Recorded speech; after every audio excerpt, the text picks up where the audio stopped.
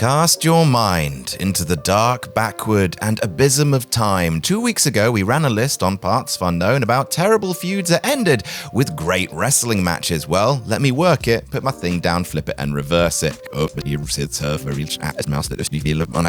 translate, what about great feuds that ended with terrible matches? It's such a horrible phenomenon when it happens, when the story being told is super engaging and fun, but once that bell rings, it deflates like Rhea Ripley's bouncy castle. Putting all those weeks worth of television, all that money, all that audience investment, the editing time gone into the video packages, also the final product, the thing that shifted the tickets, the match itself.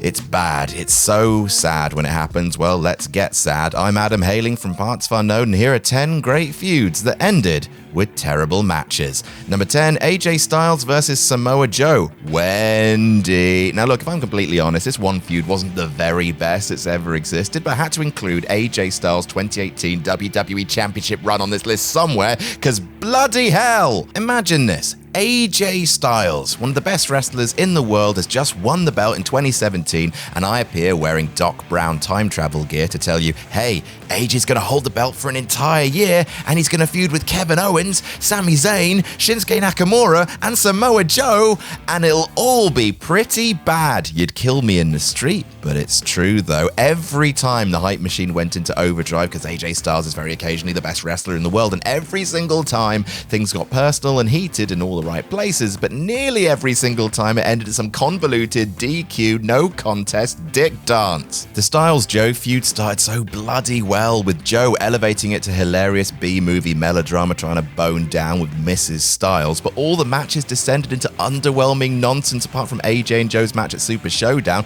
That was a strong, definitive end to the feud. So obviously they did it again and crowned Jewel one last time in a dull 10-minute match.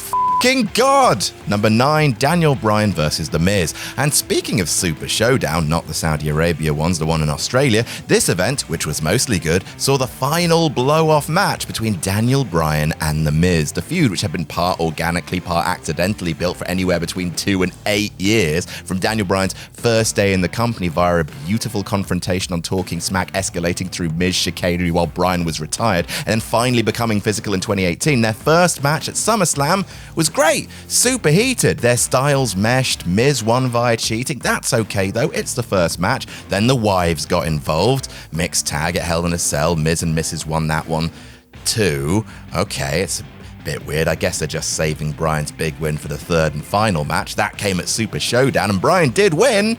It's just that the match lasted 2 minutes and ended with a small package. The video package was longer than the match. Us, I guess. And that was it. That's the end. What a waste of so much time. Number 8, Johnny Gargano versus Tommaso Ciampa. Might catch some flack for this, but sod it, I'm right. The Johnny Gargano-Tommaso Ciampa feud in NXT will probably go down as the greatest rivalry in the history of the black and gold. Built for years with a gooey center of genuine heartbreak and one of the purest face-heel dynamics in modern wrestling, spread over a series of phenomenal takeover matches. It was going to blow off at TakeOver New York before Ciampa went out injured, so Gargano pivoted to Adam Cole instead. No one would have batted an eye at the feud ending there. Not ideal, but it had been running for the better part of a year. However, they picked it up again and it slipped right through their fingers and smashed on the ground. Gargles turned heel, which felt really strange, cost Ciampa the title before the whole thing actually culminated in a cinematic match. And lads, I'm really sorry. It was a bad cinematic match. Awkward, really self-serious, and ending in yet another weird feeling swerve from Candice LeRae. One of the best feuds ever, ending way after it should in a damp squib of mixed emotions. Real shame.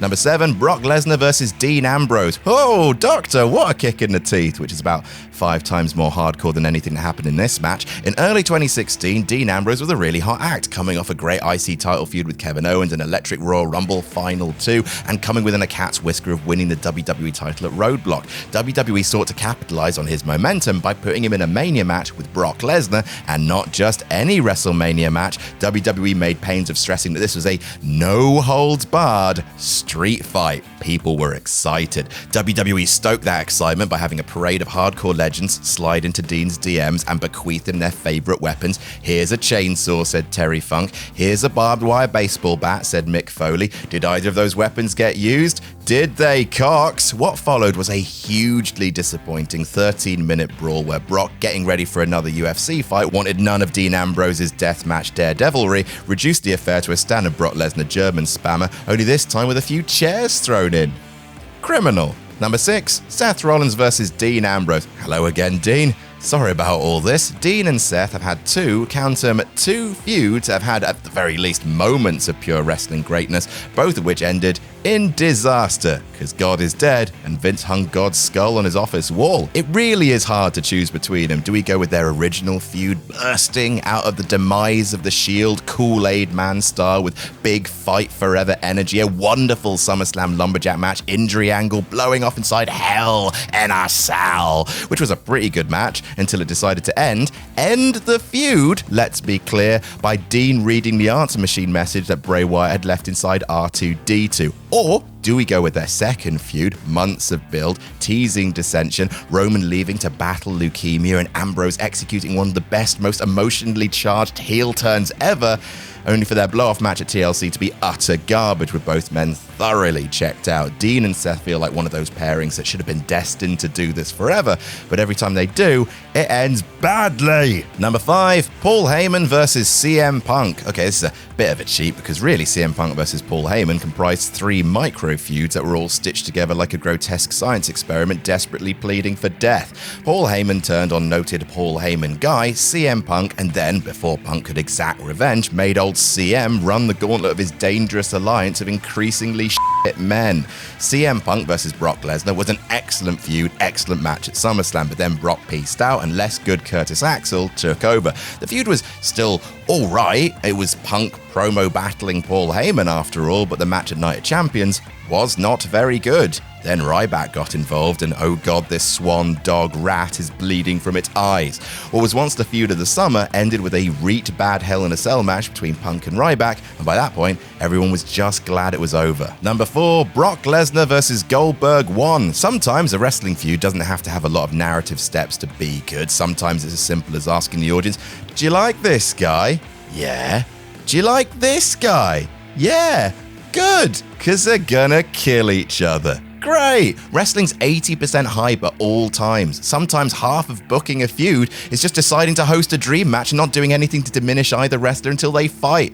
F***ing simple. The first Lesnar-Goldberg feud was this, down to a veiny T. Both men were hypermobile cows who earned PhDs in pummeling huge dudes, so by all rights, them fighting at WrestleMania 20 should have been a meat-taculous fireworks show of big boys doing big boy things, and everyone was very excited, right up until a few days before the show when news leaked that Lesnar was joining Goldberg in leaving the company, and the hardcore New York fans let their abandonment issues hang out with their wang out, pelting the match with hatred, and in turn both competitors turned in a horrendous non-match of 5 minutes stalling, one move, 5 minutes stalling, to constant boos. How did it go so wrong? Oh wait, I told you how it went wrong.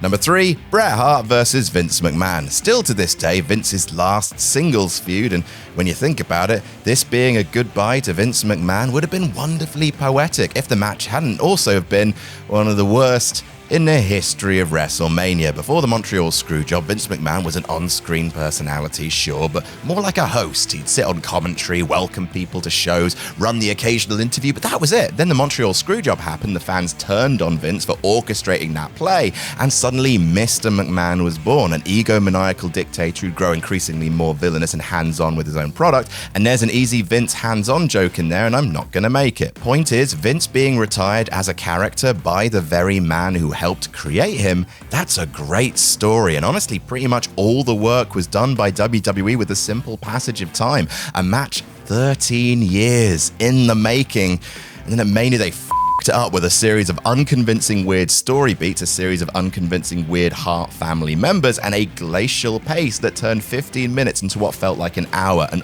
awful end to what could have been something truly historic. Number 2, Triple H versus Randy Orton. If I could describe WWE in 3 words, it would be Chunky Punch Bunch. If I could describe WWE in another 3 words, it would be Can't Stop Meddling. So many times, WWE have had all the ingredients for a simple, wonderful feud and have rendered it inert via either stretching it out, throwing in needless complications, or wackadoo finishes. Boy, did they meddle with this one. It was as simple a story as it could be. Randy is crazy. Randy commits serial McMahon-icide. That's Triple H's family. Triple H is mad. They fight. Super great, super silly, super personal, all the main food groups of wrestling. And then the big match at WrestleMania 25 sucked.